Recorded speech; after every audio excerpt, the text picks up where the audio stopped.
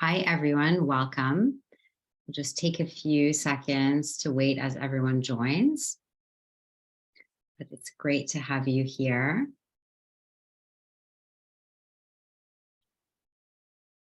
Really looking forward to this webinar on optimizing our brain health with very special guests and for such a great cause. See, people are just still joining.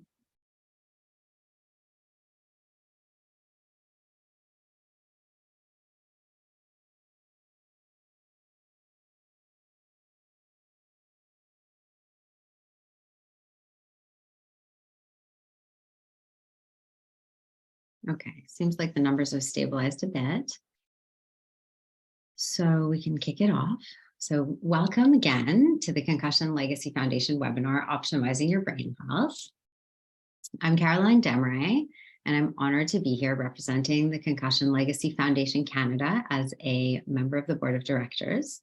I'm a high performance coach and a certified meditation teacher, and I'm the founder of Inspired Global. It's so great to see all of you here today for our third and final webinar in our International CTE Awareness Month series, where we'll discuss how you can optimize your brain health. Today, we have two very special panelists here to share with you. First, Dr. Robert Stern, Director of Clinical Research at the Boston University CTE Center, will provide us with tangible tips on how to optimize brain health. And Captain Ryan Carey, former CFL player and Canadian Armed Forces veteran, will discuss how prioritizing his brain health helped improve his symptoms.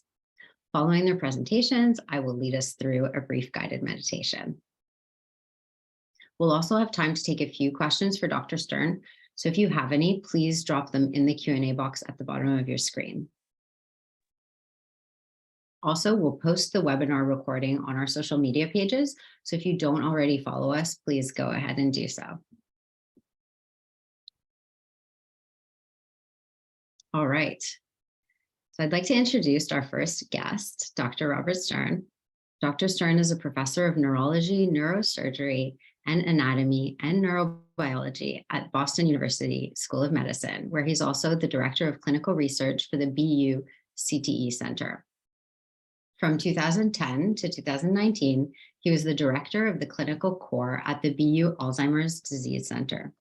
He's the principal investigator of the diagnosed CTE and HITSS studies and has published over 250 journal articles, chapters, and abstracts.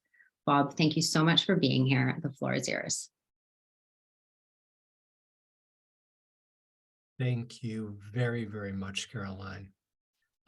It's really an honor to be part of this. I've been part of working with CLF since day one, and it has been just a complete joy to see how much growth, how much of a true impact Concussion Legacy Foundation has had on so many lives, as well as public health and our overall culture. So, indeed, I am going to be speaking about optimizing your brain health. What does that really mean? Well, let's start with a lot of people's concerns, and that is chronic traumatic encephalopathy, which, as I think a lot of you, or almost all of you know, is a neurodegenerative disease that starts during the time of being exposed to those repetitive blows to the head, not just the ones that result in concussions, but perhaps more importantly, the much more common subconcussive routine hits. And that sets in motion a cascade of changes in the brain, including the buildup of an abnormal form of a protein called tau, and that continues to spread after the head impacts stop. And so that abnormal tau protein slowly but surely hurts the way the brain cells function, eventually destroying those brain cells, resulting in atrophy of the brain. There could often be a delay of years or decades between the end of those repetitive blows and the very beginning of symptoms. And as more and more brain tissue becomes hurt, there are more and more symptoms depending upon what parts of the brain are affected by the disease. And so this is what we kind of think we know about how things start and move through the different kind of stages of clinical manifestations of CTE. There can be some really, really small beginnings of that tau protein early on, maybe what some people think of as stage 1 of CTE. And we don't know whether there are symptoms associated with it. And we might refer to it as preclinical, or before there's any clinically meaningful changes. And then later on, as more parts of the brain get involved, there can be some emotional and behavioral changes that may or may not be part of the actual CTE disease, but might be seen in those earlier years. And then as more and more brain tissue gets hurt by the disease, there's more destruction of important areas of the brain, including right here, which is the hippocampus, which is where we start to store new memories. And then the frontal lobe, where we do things like plan and organize and juggle tasks and have adequate judgment. And then as it progresses some more, there can be dementia, meaning that those cognitive difficulties get bad enough to get in the way of just routine daily life.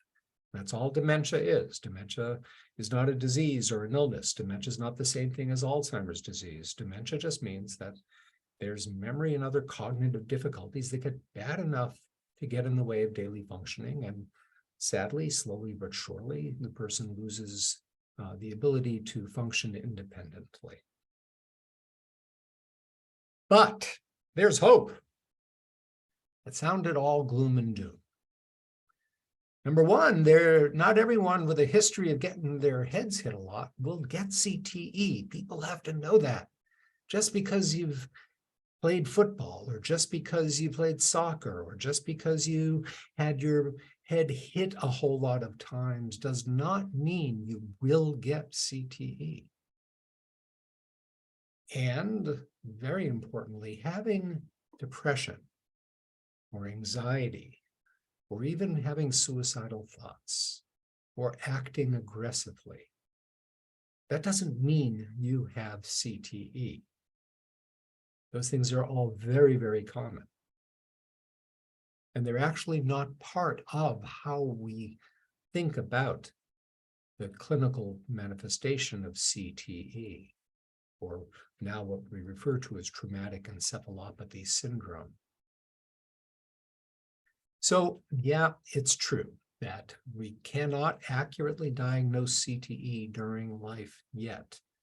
It's what I spend every single day trying to do, and what I am so completely passionate about. But even though we can't do it right now, we are indeed getting closer and closer and closer. So it is really important to see a healthcare provider, to be properly evaluated for treatable causes of those symptoms. And a lot of those symptoms are indeed treatable. Unfortunately, if someone does have CTE, that progressive destruction of brain tissue from the abnormal tau, there are currently no medical treatments that are specifically geared for that. Yet, regardless of the underlying cause, whether it's CTE or not, there are treatments for many of those symptoms. So there is hope. But whether or not we have CTE or another brain disease, we all have aging brains. They are indeed getting older. no matter, what we want, they are getting older. But that doesn't mean that just because we have an older brain and it's getting older, that it's going to have significant changes to it, that it's going to have really, bad things go on. As we get older, it's not normal for us to have significant changes to memory and significant changes to the way we think and feel. There can be some minor changes. But what we do know now is that there are things that we all can do to help protect the brain from the normal changes of aging, as well as slow down the effects of abnormal brain diseases. So let me just repeat that another way. There are lifestyle changes that can help protect the brain from the normal changes of aging and slow down the effects of brain diseases. What are these things that we can all learn to do? Well, these are the tips. And the things I'm going to talk about, these different areas, are based on what we currently know in research about the relationship between lifestyle and brain health. I'm not going to bring up anything that has not undergone pretty darn good research. I'm not going to bring up specific supplements. I'm not going to bring up things that you hear on the news one day and then the next day no one's talking about it. I'm going to talk about the things that we really seem to have good research support for how they can maintain brain health. So let's start. Sorry to say, folks, we need to get rid of these things. We need to not have that much sugar. We need to make sure that we prevent diabetes. Why am I talking about diabetes if I'm talking about brain health? Well, because we know now that there is this incredibly strong relationship between diabetes and the brain, between sugar metabolism and the brain. And so it is really important, not just for the rest of health, for heart disease, for just the other huge changes from diabetes, but also for brain disease and overall brain health. So we need to do whatever we can to prevent diabetes. So not only get rid of those excessive sweets and sugars, but also lose weight. Sorry.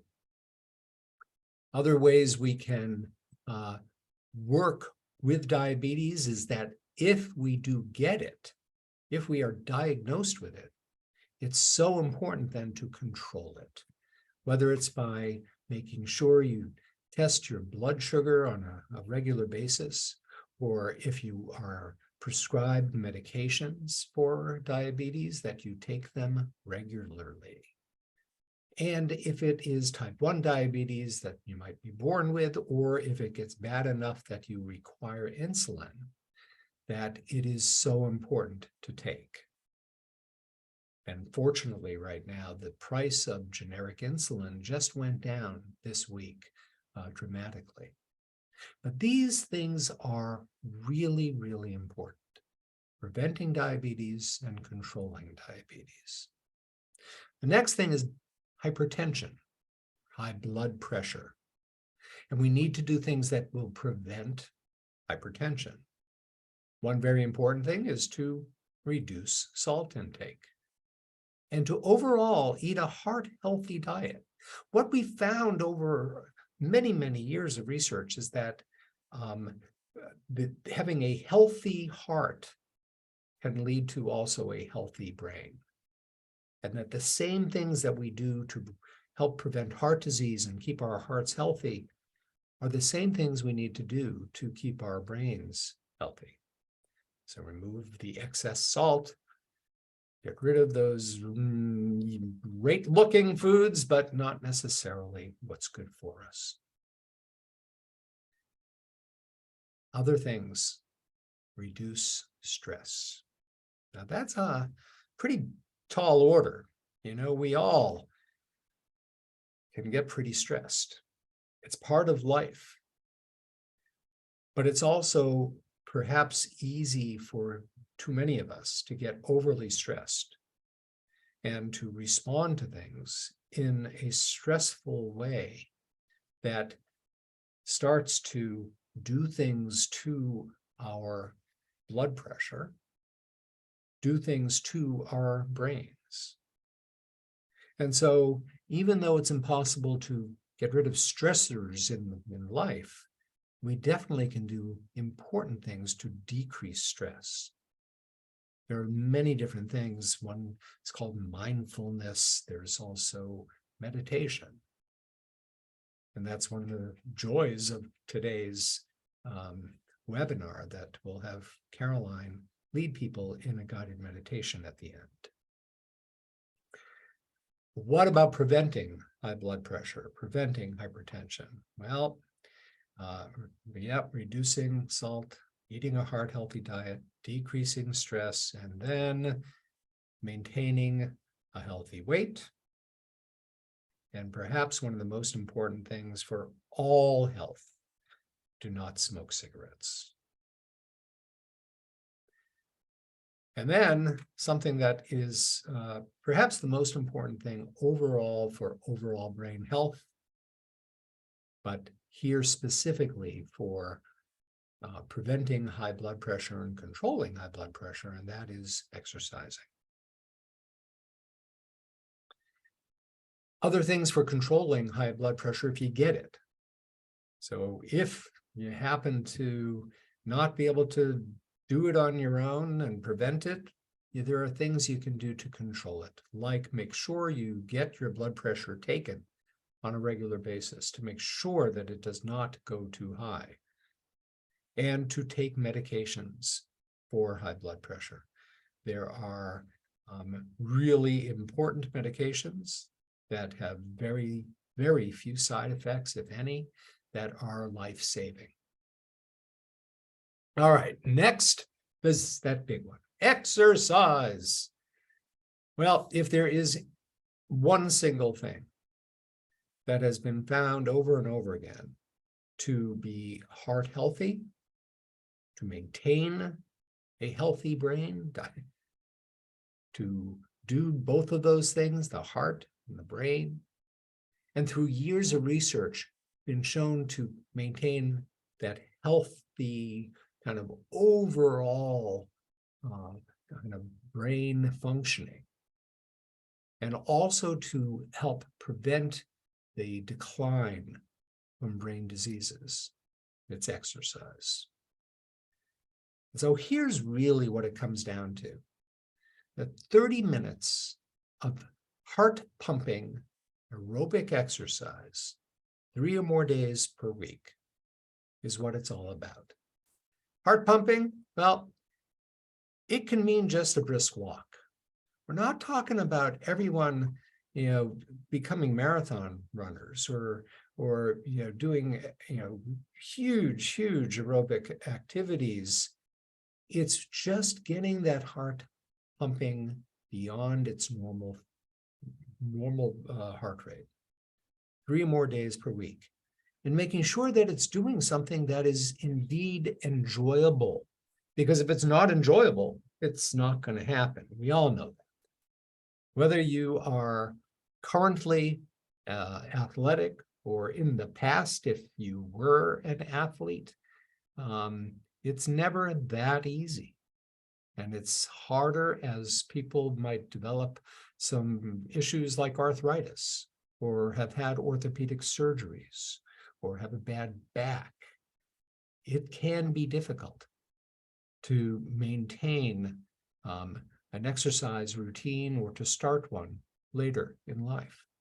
But it is the most important thing. 30 minutes, heart pumping, just getting that heart going, 3 or more days per week.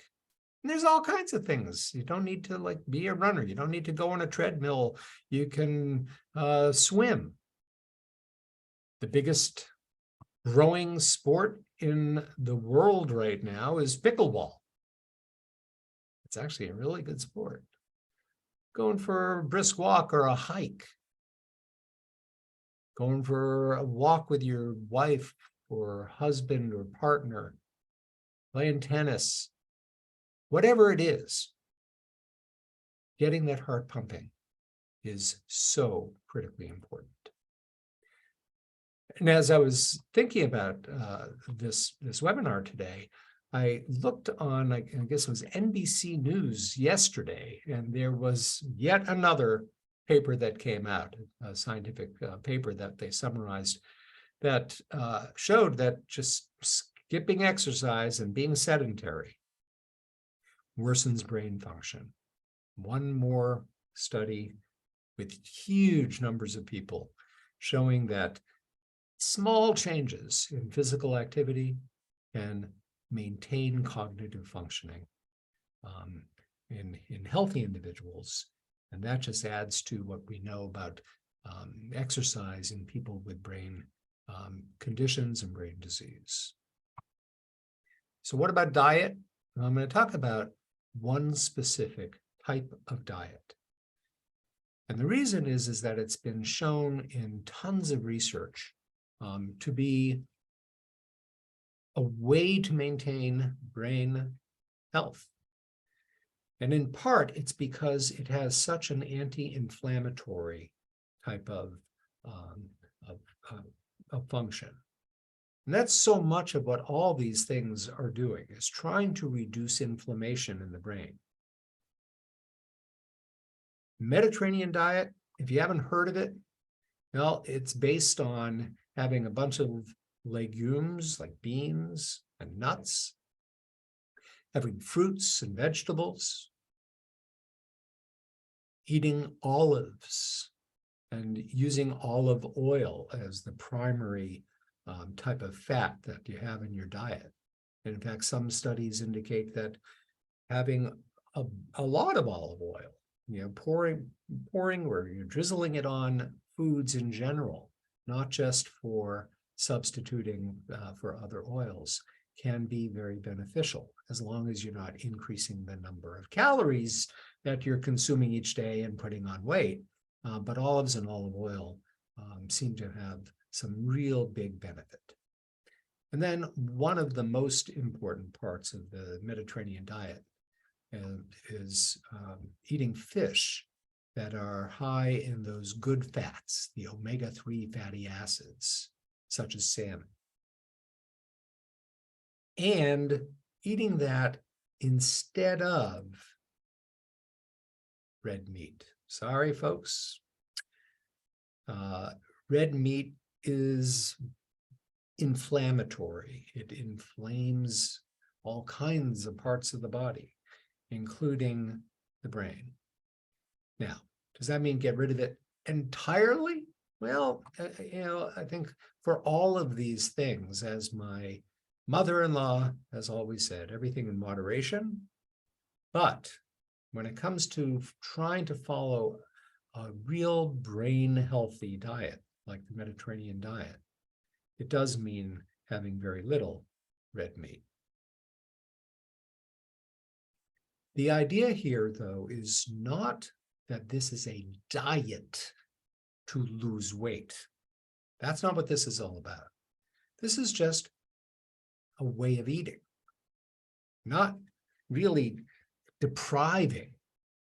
It's just eating nuts and beans and fruits and vegetables, having olives and olive oil as an extra thing. If you want protein, having a few servings a week of good fatty fish, and removing red meat from one's diet. This is a new area of research that's been pretty strong over the last couple of years or so, and it focuses on the effects of ultra-processed foods on the brain. Foods that undergo a bunch of different steps away from their original ingredients, the original kind of form of their basic ingredients. And the more something is processed, the more it seems to be unhealthy for the brain, let alone have a lot of salt and have a lot of other things that might not be good for your heart. But there are now research studies that do show that having a bunch of ultra-processed foods, all the white breads and the things like, pepperoni, and having potato chips that aren't real potatoes, or things like a cup of soup, which isn't really a natural type of soup. All right, now this is one of those important ones. And it's a question I'm going to ask. And you can all kind of raise your virtual hands at this question. Do you think that drinking some alcohol each day is good for your brain? How many people think so? Raise your hands. How many people think it's bad for your brain? How many people wish that it were good for your brain? Yep, I see a lot of hands go up. Very, very seriously, though, this has been the focus of a lot of research. And this growing research does suggest that moderate alcohol consumption, 1 to 2 drinks per day for the average male, 1 to 2 drinks per day. So that's 1 to 2 glasses of wine, 1 to 2 beers, 1 to 2 glasses of hard alcohol, not full glasses, but shots of alcohol. 1 to 2 drinks per day may decrease risk of cognitive decline and dementia. Moderate, 1 to 2 drinks per day max, may decrease the risk of cognitive decline and dementia. But this is really important. Only if there's no contraindications, meaning only if someone doesn't have a past problem with alcohol, an alcohol use disorder, or alcoholism, or other addictions, or if someone has a liver disease, or if someone's doctor says, no, alcohol is really not something that you can have with the medications you're taking or with other conditions. And here's the other thing, that more than moderate drinking may increase the risk of cognitive decline and dementia. Moderate might decrease risk. More than that increases the risk. And once someone has cognitive impairment, once someone is starting to have some memory difficulties or other thinking type of difficulties, continued drinking may increase the risk. And some of you may have heard about red wine being the kind of the healthier type of alcohol to drink because it has this chemical in it called resveratrol. Well, that's true. There are research studies that show that this kind of compound inside red wine, especially resveratrol, can be protective against certain brain changes. The problem is that you'd have to drink around 2 gallons of red wine a day to get that type of help from drinking it. So probably not that important. Now here's a new one that people have not really been talking about until the last couple of years. And it perhaps is one of the most important things that we can do for brain health. And that is to get adequate sleep. What we know now is that while we're sleeping, there are all kinds of important things that are going on inside our brains, including a specific type of clearance system inside the brain that is active while we're sleeping that takes away a lot of the bad stuff in our brain that might cause disease or might increase inflammation or might accelerate a disease. So getting adequate sleep is now found to be one of the most important things we can do for brain health. If that means that you're tossing and turning all night, or you only get 4 hours, 5 hours of sleep, but you likely need more, then something should be done. Talk to your doctor, see a sleep specialist. And if someone has sleep apnea, people might be snoring a lot or gasping for air in the middle of the night, they should undergo a sleep evaluation to see if they indeed have apnea, and if so, to have it treated. This is a smaller version now of the CPAP machine. And then there's intellectual activity. People always ask me, so what kind of activity is really going to be the best thing to keep my mind sharp or to protect it from getting, from getting impaired as I get older? Well, there are some things you can do on a computer.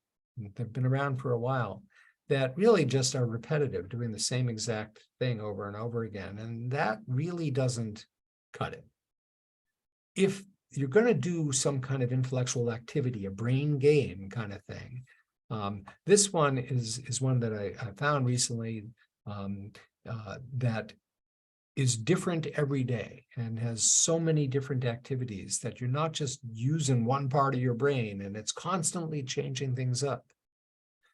But perhaps the most important thing that we can do is to challenge our brains. Now, that can be through something like chess, but it can also be from having a hobby that includes all kinds of decision-making and problem-solving and paying attention and remembering things that are enjoyable. That kind of thing is what kind of keeps our brain going. If you happen to have been a crossword puzzle player for years and years, well, try something new. Change it up for Sudoku. If you happen to be a reader, well, try a different genre of book. If you do like working on a computer, well, try different things. Go on different websites, try different activities, whatever it takes to be different from time to time. But again, having a hobby, choosing a new hobby, starting something new, that's what seems to be the most effective. And then comes social activity. Believe it or not, engaging in social activity makes those brain connections better. There's something that goes on in the brain that makes new sprouts from neuron to neuron as we are engaged with other people. If you are someone who's always been social, great. Keep it up. If you used to be and now you're kind of withdrawn, please try to do something to just see one person. See some grandkids or your brother or sister, go and play some cards. If because of COVID or long distance, it means doing something remotely, well, that's something that we now have at our disposal a lot more than we used to. It's not as good for the brain as actual in-person social activities, but it's much better than being alone. So that's my little tour through lifestyle changes that you can make to try to keep that brain healthy and to try to fend off any potential brain condition or disease, including CTE. So I'm going to stop showing my slides, and if there are questions, I can take some. Thank you so much for sharing that with us, Dr. Stern. That was super informative. We do have a few questions here, so we'll open up our Q&A session. I'll go ahead and read them from the chat. What type of doctors should I see if I'm having a lot of symptoms and I'm concerned about CTE? That's a really, really important question, and it's one beyond the scope of today's webinar, but there's lots of information on the CLF website. There's, I believe, a talk I gave a while back about just that issue that you can find on the CLF website, and the CLF helpline, an incredible thing that is available to people, can provide guidance for that type of question. But in general, if someone is concerned about having symptoms of CTE, the starting place is always with your primary care physician to check out if your overall health is okay. Make sure that there aren't other things that are going on that might be causing some of those symptoms or exacerbating them, and getting some treatment for it. And then if your primary care physician feels like there's some things that really need to be addressed or evaluated further, a neurologist is probably the starting point.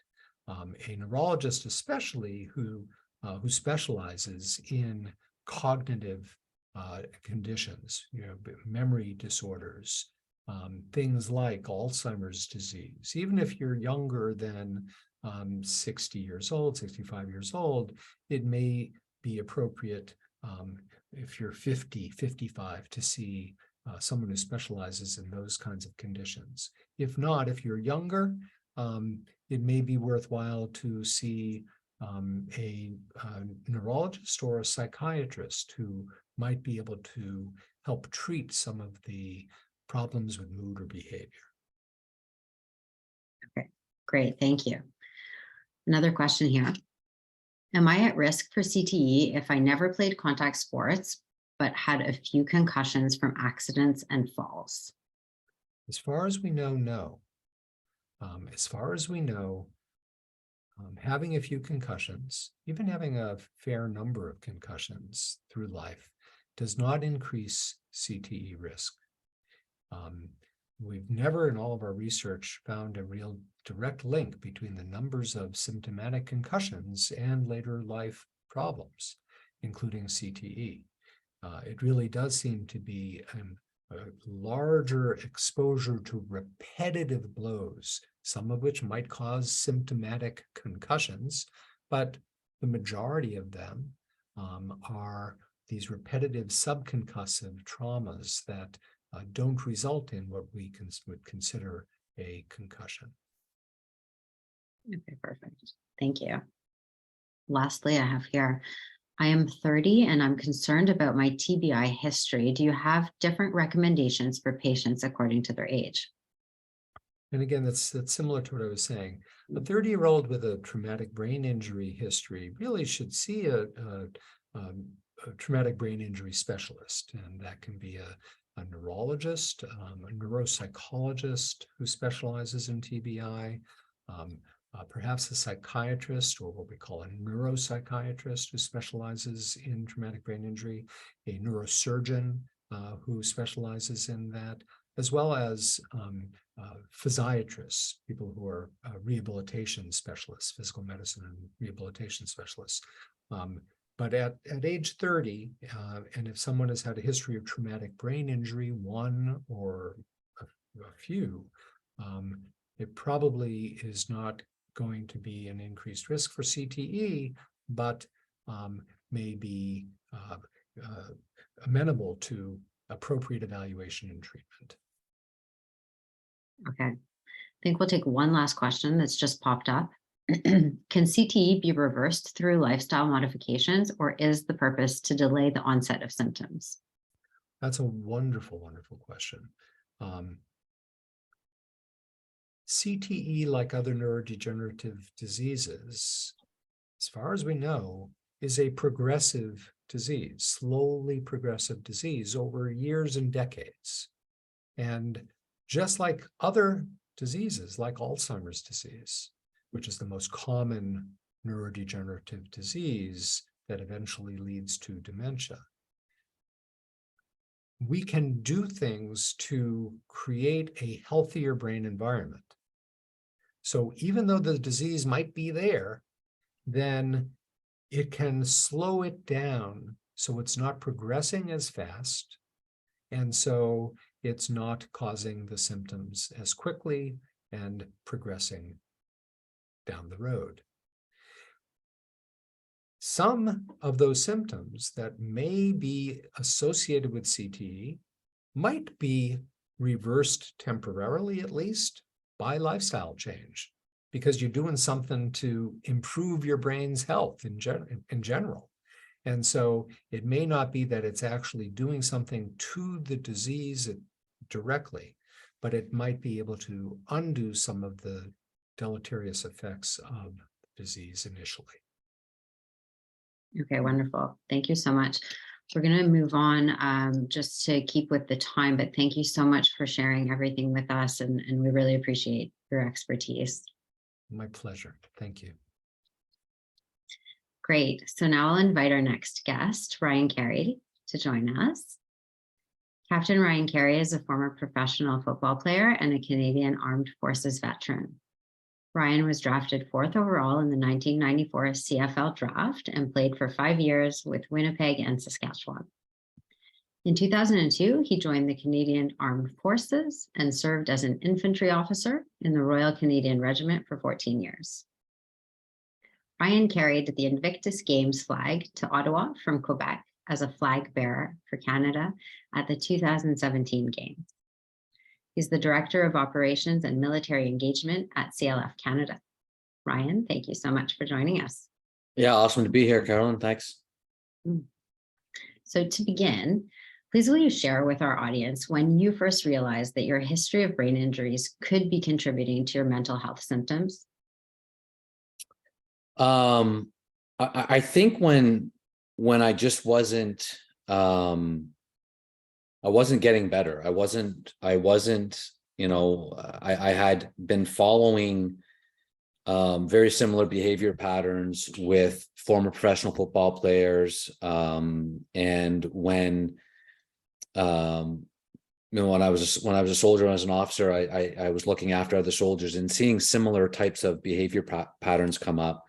And it wasn't until I spoke with Tim Fleiser, who's the director of CLFC Canada, a couple of years back now, I think we were 3 or 4 years ago, where I started making those connections and realized that, yeah, I've had probably the top of the list, you know, football and military.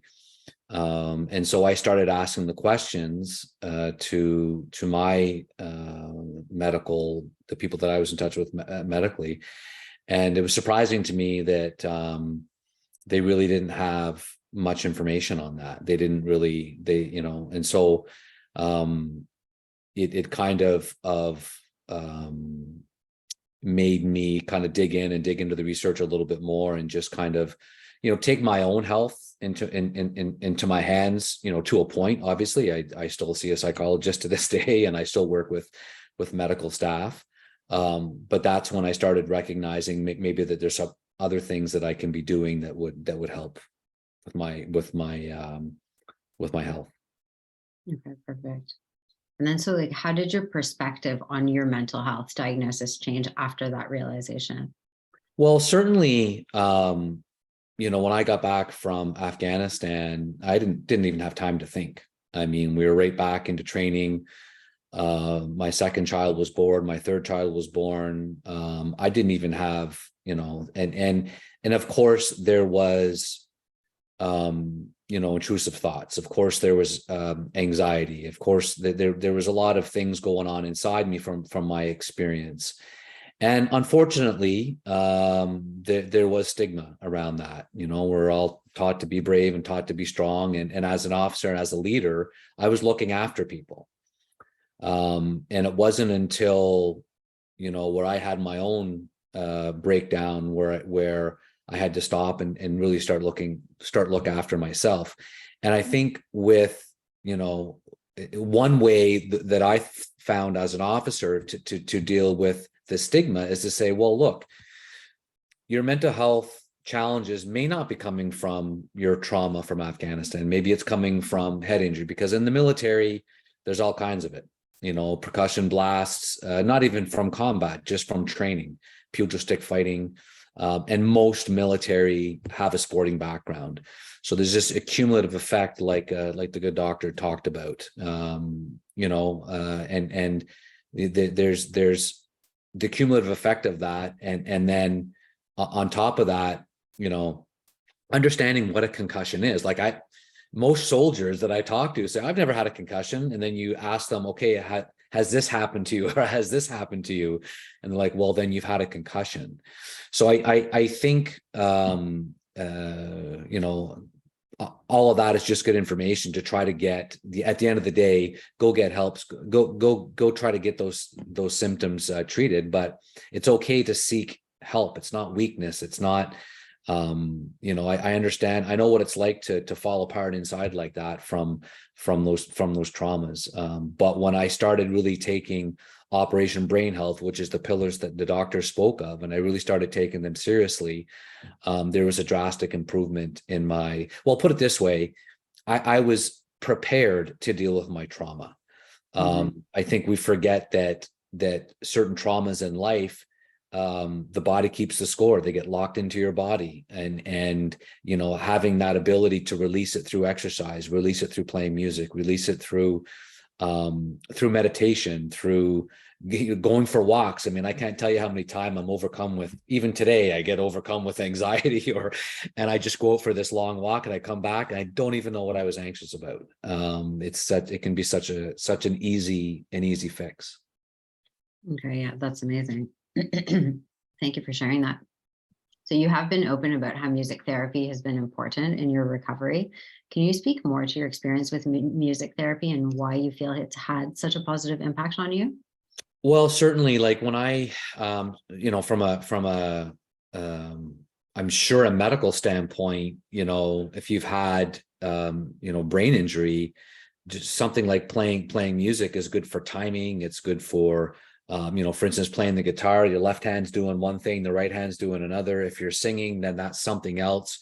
So you're putting a whole lot of things in timing and space that are really going to help. But you can take music. There's lots of people that do music or art therapy, or we'll stay on the music therapy theme, but that can't play an instrument. That's not necessarily the point. Music therapy for me provided a container where I could go and I could have some time with myself, and I could write some songs or sing some songs or deal with it. And the music therapist I had was a grief counselor, and he taught me to stay with grief. It's okay to stay with grief. You don't always have to change your sadness like we often try. Well, I'm sad, so I have to be happy, and I'm grieving, so I have to be happy. Well, no, sometimes you have to stay with it, and music allows that. The second point that's important is that some soldiers that I've worked with in peer support, they have a hard time talking to a psychologist, and sometimes through peer support, they'll play a song or they'll learn a song, and you'll ask them, well, why do you like that? And say, well, it reminds me of this, and you say, well, maybe that's something good to talk to your therapist about, because it can bring up emotions that you can release, and you can talk to a therapist with. So there's all kinds of benefits to not only music therapy but art therapy when you're struggling with your mental health. Yeah, that makes sense. Amazing. So, and what advice would you give a fellow veteran who's struggling with mental health challenges post-service in general? I would say that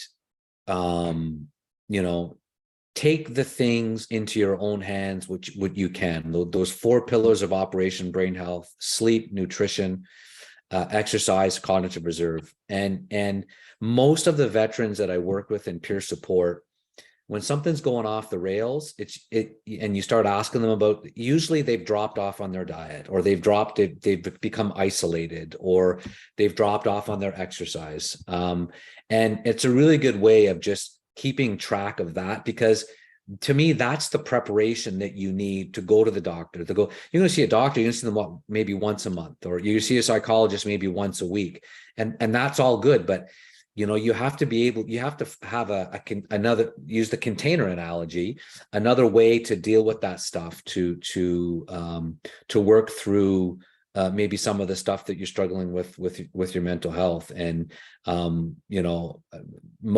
lot of psychologists I've talked to say, like 85% of your mental health is that. Now the 15% can be long and hard, but at least you're doing your part for that. And really, a lot of those things that we're talking about, I think people get caught up in do I have to exercise like a CrossFit champion or like an NFL athlete? And no, it can be as simple as those walks that the doctor was talking about. Nutrition, find a program. Mediterranean diet, there's lots of books on them. You can go get one yourself, start cooking your own meal. So take that portion of health into your own hands, and that will only aid you in your recovery if you have to speak to a psychologist or a medical doctor referencing your mental health. That's really helpful. Thank you. Finally, how can others get involved in the work that you're doing with Project Enlist and Operation Brain Health in Canada? Well, in Canada, veterans can support Project Enlist, which is the research that we're trying to get done in Canada on Canadian veterans, and they can pledge their brain, and pledging their brain means they're supporting the project. And it's some people get wrapped around, well, when I die, are they going to take my brain? It's a complicated process. Really, that project right now is to say, hey, we need to start looking at veterans' brains, because we don't have the research. We don't know yet. If you're in the infantry or in the Air Force or the Navy, where this is coming from. And if it's any indication of the studies that have been done in the States, the veteran population are probably going to be dealing with a CTE. We also are really kicking off Operation Brain Health, where we're encouraging veterans, and we're starting to put resources together on those 4 pillars. And it's really being able to not only get them the support they need, but get them the peer support they need, get them that encouragement that there's other veterans around, to turn that into something that's communal and social, and all those things you can do. It took 2 years for me to get a friend of mine who was wounded on Operation Reduce in Afghanistan, to get him to go out and play music. He's a great musician, and that changed everything. He looks forward to it. He can't wait to get out and be social, and that was the missing piece. Is being social, because he was isolated. So those small connections that you make with another veterans can literally save their lives. That's amazing. Well, thank you so much for the really impactful work that you're doing, and also for sharing your story with us. Thanks, Carolyn. Super. So I'm not sure how many of you are familiar with meditation and whether you've meditated before, but I'll guide you in a nice meditation for a couple of minutes. You don't need any prior experience. This is just an opportunity to disconnect in order to reconnect with yourself.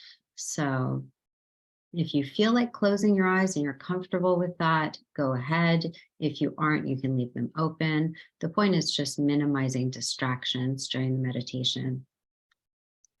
So we will just start by taking 3 deep breaths so that we can calm our body and just let go of anything we might be holding on to. All right, so just take first deep breath all the way in. Hold it for a second, and then just exhale. Just already feel all that tension dissipating. Take another deep breath. All the way to the top of your head, and then picture it releasing. And over-exaggerate your exhale, just letting go of everything. One more deep breath. All the way to the top, and exhale. As we're discussing brain health, meditation is a great way of switching into the parasympathetic nervous system, which is how we feel when we let go of stress and we enter in a place where we feel safe and relaxed. It's the opposite of fight or flight. And so just indulge that feeling of total relaxation and safety that you're feeling right now for the next few minutes. I'm going to guide you through 4 soul questions The first one that you can ask yourself quietly in your mind is, who am I? It might sound like a strange question, but the object is to reconnect with who you truly are, your true self, the person who's been there with you your whole life. Have gratitude for that person.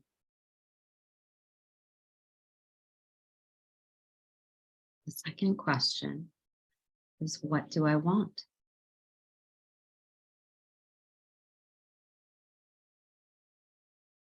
Taking a moment to honor our desires grounds us, recenters us, focuses us on what truly matters. How do we want to feel?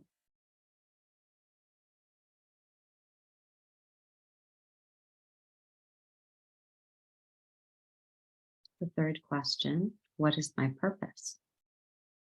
You can have a large purpose, a purpose that's connected to your work, just daily purposeful activities that bring meaning to your life. People in your life as well that bring purpose. This reminds you how much you matter.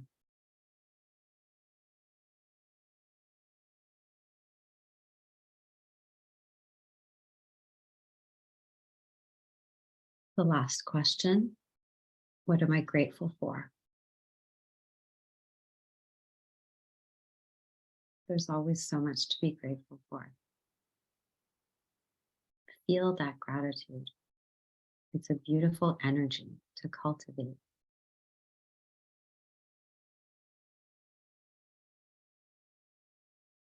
And repeat the words thank you 3 times quietly in your mind.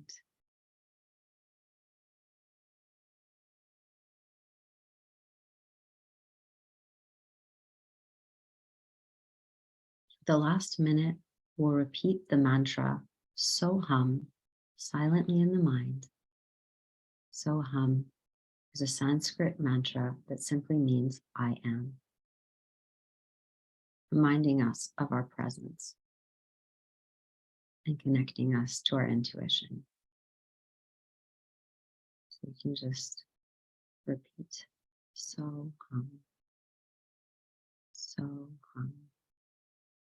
If ever you have the thought that distracts you from the mantra, gently come back and refocus on the mantra without any type of judgment.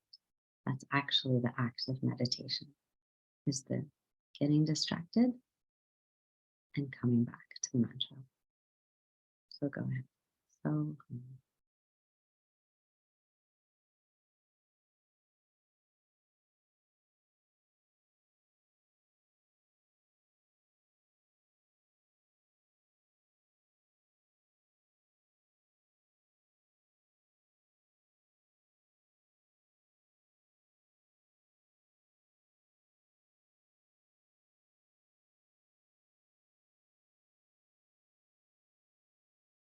excellent.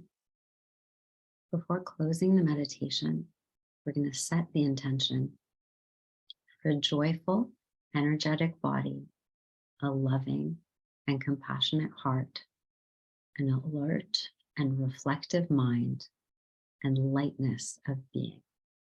Namaste.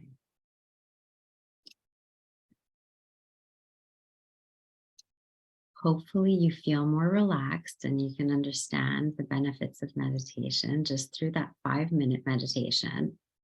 This is something that you can practice on your own daily, in the morning, throughout the day, whenever you need a little break and some time out. That's absolutely your prerogative to take your time for yourself and practice meditation.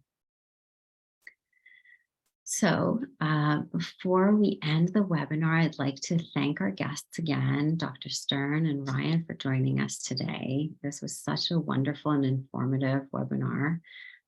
Also for the audience, if you or someone you love is currently struggling with symptoms of suspected CTE, we are here for you. Please reach out to the CLF helpline today at the URL you see there on the screen and in the chat. CLF is also offering new support groups for suspected CTE patients and caregivers. So if you're interested in joining those monthly meetings over Zoom, please visit the link in the chat to learn more. Finally, the foundation is able to put on events like this for free through your support. So if you found this event helpful and you'd like to pay it forward, making a donation to CLF of any amount will help us continue to create more resources for this community. We're adding a donate link in the chat right now. Thank you so much for joining us today, and we wish you and your families continued health and safety.